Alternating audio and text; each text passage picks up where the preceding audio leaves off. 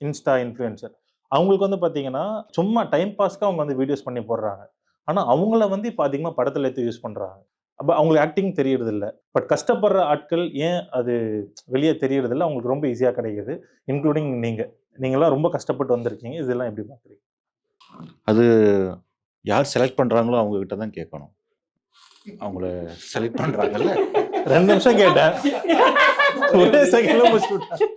இவ்வளவு நான் நினைச்சேன் சரி சீரியஸா தான் இல்ல பேசுறேன். ரெடி ஆனதார அடிவாடா ஓகே நம்ம சொல்ல போறாங்க.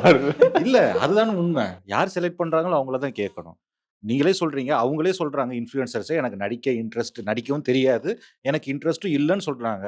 ஆனா அவங்க கூட்டிட்டு போய் நடிக்க வைக்கிறாங்க அப்படின்னா, இது இவங்கள நடிக்க வச்சா நம்ம படம் கொஞ்சம் ப்ரொமோட் ஆகுமா? அப்படின்னு.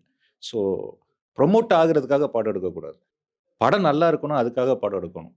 படம் நல்லா இருக்கணும்னு படம் எடுத்தாலே அது ஆட்டோமேட்டிக்கா ப்ரொமோட் ஆகும். இப்ப இங்கலாம் வந்து என்னன்னா, ஆ இப்போ ஒரு ஒரு இது இருக்கு. ஒரு பான் இண்டியா மூவி அப்படின்னு சொல்லிட்டு எல்லா ஊர்ல இருந்தும் ஆர்டிஸ்ட்.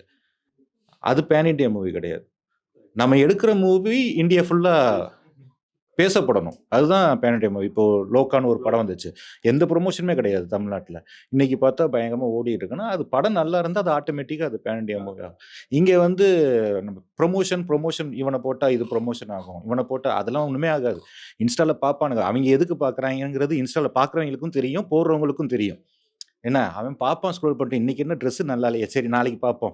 அவன் எல்லாம் ஒரு கமெண்ட் காப்பி பேஸ்ட் வச்சிருப்பான். அழகு அக்கா, அழகு சகோதரின்னு போட்டுக்கிட்டு அவன் பாட்டுக்கு அவன் ஓட்டிட்டு அவன் தியேட்டருக்கு வந்து படமும் பார்க்க மாட்டான். இது இவங்களுக்கு புரியாது. ஆனா நடிக்கிறதுக்கு ட்ரை பண்ணிக்கிட்டு இருக்கவங்கள வந்து இவங்க கண்டுக்க இது பண்றதில்ல. இப்போ இப்போ ஒரு ஒரு ஒரு பீஸ் ஒண்ணு சுத்திக்கிட்டு இருக்குல்ல, டாக்டர் பிசியோதெரபின்னு சொல்லிட்டு. அதெல்லாம் எனக்கு கோவம் வருது சீரியஸா. இப்போ நம்ம சினிமா நடிக்கிறவங்க வந்து இந்த இதெல்லாம் பண்ண மாட்டாங்க. அவங்க ஆக்டிங் இதுதான் ட்ரை பண்ணிட்டு இருப்பாங்க. ஆனா அவங்கள யாருமே சீண்டது கிடையாது. அவனுக்குள்ள அவ்வளோ டேலண்ட் இருக்கும். அவ்வளோ கேரக்டர்ஸ் பண்ண முடியும். இப்ப YouTubeலயே வந்து பார்த்தீங்கன்னா, நெறைய பேர் டயர்ட் ஆயி போயிட்டான். நான் ஒருத்தன் தான் இப்போ YouTubeல இருந்து நான், விஜய் சித்து இது மாரி கொஞ்சம் பேரு தான் வந்து சினிமால கொஞ்சம் சஸ்டெயின் ஆயிட்டு இருக்கோம். மத்தவன்லாம் டயர்ட் ஆயி, இல்லப்பா நானும் இன்ஃப்ளூயன்சராவே ஆயிடுறேன் அப்படின்னு சொல்லிட்டு அவனும் ரீல் பண்ண ஆரம்பிச்சுட்டானுங்க எல்லாரும். ஒரு டயத்துக்கு மேல சர்வை பண்ண முடியல. இப்போ நான் வந்து YouTube பண்ணிட்டு இருக்கும்போது, சுந்தர் சி அண்ணா சொன்னாரு, "இனிமே YouTubeல பண்ணாத. சினிமால மட்டும் பண்ணு." ஸோ நான் இப்ப அதுக்காக நான் அவ்வளோ கஷ்டப்பட்டுருக்கேன். நான் YouTubeல பண்ணியிருந்தா நான் நேரா கோடீஸ்வரனா இருந்திருப்பேன். ஸோ அவர் சொன்னதுனால நான் சரி அவருக்காக அவரு சொல்லியிருக்காருன்னா ஒரு காரணம் இருக்கும் அப்படிங்கிறதுனால தான் நான் YouTubeல பண்ணல. அதனால எனக்கு சினிமால சான்ஸ் வந்துகிட்டு இருக்கு. ஸோ எனக்கும் ஒரு ஸ்ட்ரகிள் இருக்கு.